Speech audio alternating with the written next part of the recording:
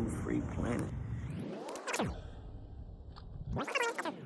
Chosen ones, the time is nigh. For long have they set up a plan to not only keep us in a lower vibration, but however to squander and pillage upon the people of our nation.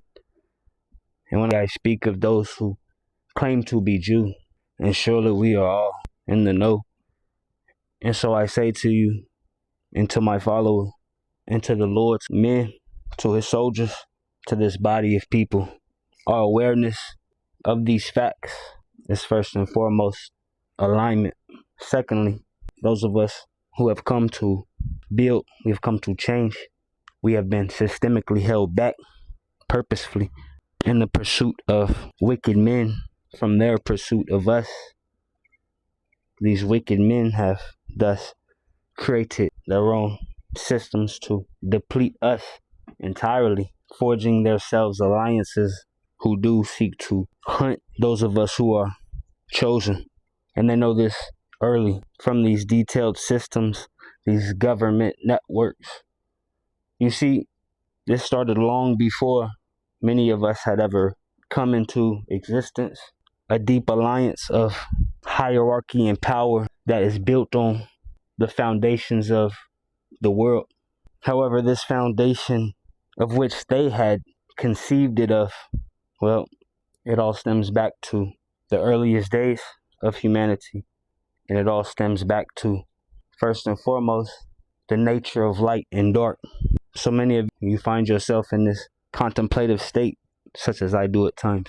And we must realize now that darkness not only seeks to separate all of the chosen, however, our Father has thus placed us, scattered us all across the globe, so that by this means we spread light in a dark world. However, when darkness seeks to demean us of our potential, and it seeks to only feed us further confusion, well, then we must ask ourselves, do we not respect what we have built here? Or do we simply take orders and build kingdoms for the wicked men? And it's simple, really, because once we come together, once we form our army, then the move is obviously to round up these individuals. As we shall see, many of them have come to not only siphon our energy, but to steal our peace. They have interjected chemicals in food, water, and many of these things. Though our Father has told us that we should not worry about what we eat or drink, knowing that none of these things that are put here to harm us shall overcome us. Though we have seen over the past decades these health effects that it does take on certain environments where it's highly inducted. And so it's not enough for us to simply try to fit in anymore. It is our time to come together, and it is our time to get deeper in the Word, for the Word holds the truth of our present reality. However, then does darkness use certain elements to miscontort these layers and fabrics of our reality. It is by no misconception then that we shall fall under its own illusionments unless we allow ourselves. Darkness has worked to isolate us in many ways, and so therefore what we have before us is a need to move with diligence and a need to move forth with action. Not only do we have traitors who call themselves leaders, but also do we have foreign adversaries that control our nation's wealth. Not many people, they say, well, I got a lot of money, I got a nice stack. In reality, it would be so much more plentiful, where we see parts of cities decaying, falling apart from the lack of communicative direction, the lack of willingness to build because of the lack of resources, the manufactured scarcity that these systems, that these men of wickedness and of power do seem to create. So then have they created bunkers, and have they created all these mechanisms to systemically and slowly defeat us from the inside.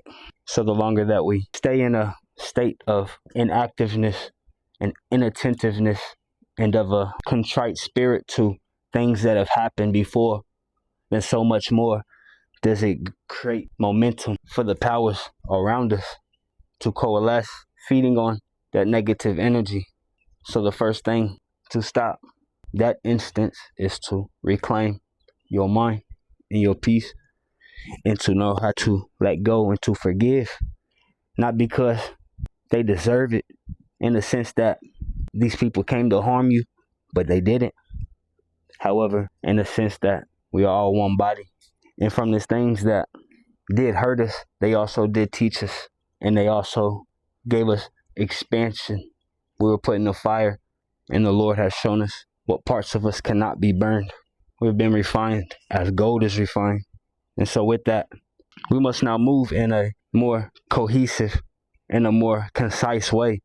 We cannot simply speak into these cameras and get our points across. No, we have to begin to create new networks in person.